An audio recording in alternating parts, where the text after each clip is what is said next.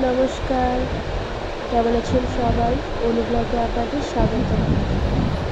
দার্জিলিংয়ে এই Amphan valley অপূর্ব সুন্দর, সেটাই আজ আপনাদের সাথে শেয়ার করব।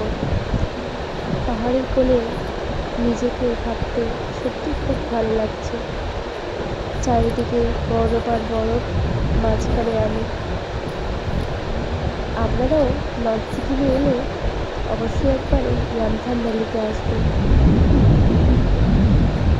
এই যে পুরো সাদা, চারিদিকটা পুরো সাদা বরফের চাদরেই মোড়া।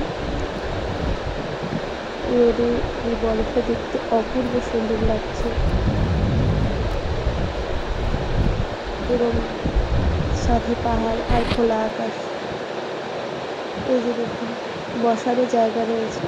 কিছু ছবি আজ আপনাদের সাথে শেয়ার করলাম।